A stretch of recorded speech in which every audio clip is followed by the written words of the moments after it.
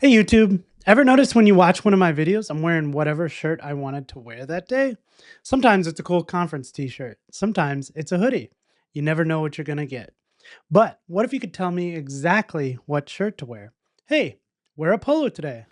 And I actually show up in a polo. That's essentially what we're talking about with structured output in large language models. Instead of getting whatever format the AI decides to give to you, you can say, I want this specific structure and actually get it. Today, I'm going to show you how to stop gambling with AI responses and start getting exactly what you need every single time. Welcome back, everyone. My name is Dan Vega, and I'm a Spring Developer Advocate at Broadcom. If you want to learn a little bit more about me, you can head over to danvega.dev, where I have a whole bunch of free resources. I also run another newsletter focused on AI at bitesizedai.dev. Before we jump into some code, I want to talk about structured output just from a large language model perspective. So as a consumer, when you go and type in some kind of prompt, how can we control what the model is sending back to us? The way that you can do this, usually on any of the large language models kind of back-end playgrounds. So here I am on Google's AI Studio. We can kind of control some things here. You can do something similar on OpenAI's playground. And this is where we get to kind of tweak some knobs and see what comes out the other end. So what I want to do is I want to just first ask the LLM a question. So I'm going to have something that's pretty open-ended here. I'm going to say, can you name all of the teams in the NBA? Now, we're probably going to get the correct answer because it has the data on this, right? But we really have no idea what information is going to come back. Are they going to break down everything by divisions, by league, by conference? Are they going to order them in any specific way? Are they just going to give us a team name? Are they going to give us current records? Like, we have no idea what's coming back. We do think that we'll probably get the right answer, though. So let's go ahead and run this. And in this case, we get everything ordered by the city name. So it just says Atlanta Hawks, Boston Celtics, and so on. But we didn't get it like what division, what conference they're in. We didn't get any of that information. So with structured output, we can tell the large language model exactly how we want the information to come back. This isn't as important as a consumer when I'm using something like ChatGPT or Google Gemini on the consumer end, because all we're really looking for is an answer. We're not really looking to do anything with it. But in an application, I probably want this data to come back in a certain way so that I can turn this into a type. So in Java, I want the response to be in JSON format, and I want it to have specific keys and values, because I'm going to take that and deserialize that into a type in a Java program that I can go ahead and work with. So we need to make sure that it's coming back in a specific way. So on the right side here in AI Studio, you see this little button here for structured output. And this enables us to make sure the model understands exactly how we want this information back. So there's a code editor. You can see it kind of looks, it's some JSON schema. We can write it in code, or we can use this visual editor. So I can say, the first property is going to be teams. This is going to be an object. This is going to be an array. So we can click on that. And then we have some nested properties. And maybe one is the team name. That's a string. And then maybe a nested property is the city that they play in, and that's a string. So now we can go ahead and save this. I'm going to copy this same thing that we just asked, and we're going to go ahead and run this again. And now you see I get a JSON response with an object called teams. That's an array. And every team in there has a city and the team name. So now I know exactly what I'm getting back from the large language model. I can go ahead and parse that into some type of object that I can work with in my system. So that's great. Structured output is really good. A lot of the large language models out there support it. Here's the kicker. They all have a little bit of a different way of implementing it. If you look at this kind of JSON schema here, it's different than the one on OpenAI's playground if you're kind of playing around with that. So now the trick becomes like, how do we handle that in a Java application where maybe in one app I'm talking to this large language model using structured output, and in another app I'm talking to maybe OpenAI using a different structured output. So that's what we're going to cover today. I mean, teaser, throwing all things on the table. Spring AI handles this for us. You can just pass in a type, and it handles this structured output under the hood, which is really cool. And I think the first time I showed this off to somebody, like, what is this voodoo magic that is happening there? Really, nothing magical is happening there. Each one defines their own kind of schema for a structured output.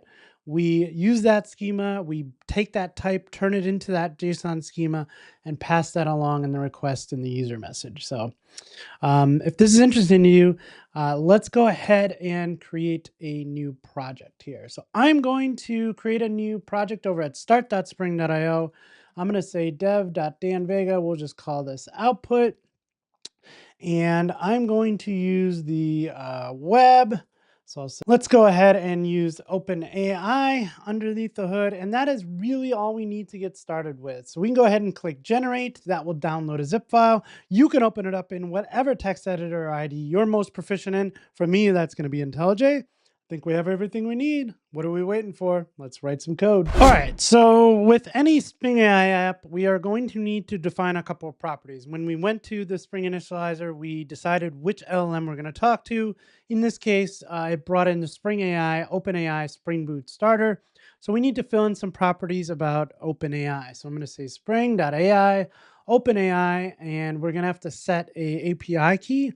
I have one externalized in an environment variable, so I will say OpenAI API key, and then we're going to need to set the model. So I'm going to go ahead and set the model to GPT-4o. All right, so that's all we need to kind of get started. I'm going to create a new class. Let's call this the Teams controller. So Teams controller, we'll say REST controller. And then we want to get a list of teams. So the first thing that we need is that chat client. So I'm going to say, actually, do I have a shortcut for this? I do. Let's just use this shortcut. And this just defines a chat client with a builder. We get a new chat client that we can use in our controller.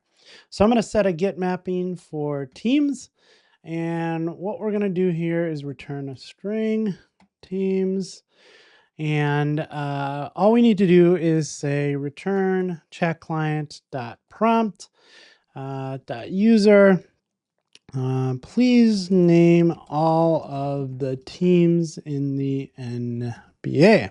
So similar to what we just did before, we're going to make a blocking call and get to the string response back. We'll turn that into a variable and return response. I didn't really need to do that, but that's okay. So we are returning that response. Everything looks good. Let's see if we can go ahead and run this application. Looks like it ran okay. I'm going to use a little command line utility to test this out. You can do this in a browser too, since this is a Git call, but we're going to say 8080/teams. And we should get a similar result, maybe something different. We're using OpenAI now. Maybe it's going to say like, here are all the different ones. So yeah, you could see this is different than the last one. Here it's broken it down by conference and division. So here's the Eastern Conference. Here are the 5 teams in the Atlantic Division. Here's the Central Division, etc. So this is different than the response we saw before. And this is kind of the point of this, right? We have no idea what the response is going to be. And we're in certain times, we really need to know what the response is going to be so that we can kind of take that and turn that into a type. So what I'm going to do is create a new type here. I'm going to say new Java class. I'm going to call this NBA team. And this is going to be a record. And what I want is the team name. And I want the city that the team is in. So now with this NBA team record, instead of just asking for the string response back, I can say that I want an entity back of type NBA team.class, right? So now this is going to return something different. This is going to return a list of NBA teams, right? And in this case, we're not just returning one, we're actually returning a list of them. So I can use this parameterized type reference. Sure. No, why did we do it that way?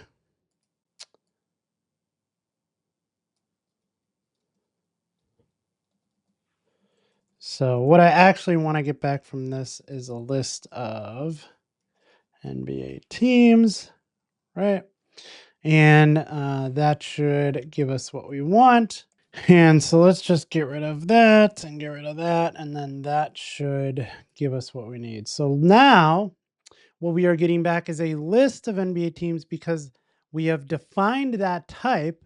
If we look at entity, we can pass in a parameterized type reference. We can also pass in a structured output converter. And this is kind of where the magic happens as far as structured output. So if you want to dig in here and look at like the converter and the format provider and see how this works underneath the hood, you'll get a better idea of what's going on here. So there's different format providers, and then we kind of get the format.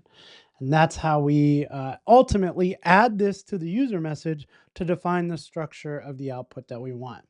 So let's go ahead and refresh this or rerun this.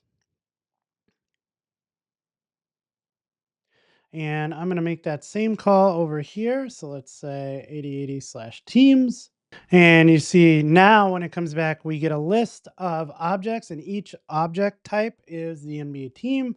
It has the city and it has the team name. So now if we wanted to work with this in our application and use this teams to kind of iterate over it and display things, whatever we wanted to do with that type, we can now do because we have a type in our system. All right, so that's all I got today, but structured output, very important. Again, it is implemented different in different large language models, the way that you kind of pass in the schema. So that is important to understand, but Spring AI handles it for you underneath the hood. When you say dot entity and give it a type, it will kind of create that structure that it needs to send in that user message along to the large language models. And this becomes increasingly important when we're working and building kind of intelligent applications, right? We want to get some response back that we can turn into a type that we can work with in our application. So, hey, I hope you learned something new today. If you did, do me a favor, friends, give me a thumbs up, subscribe to the channel, and as always, happy coding.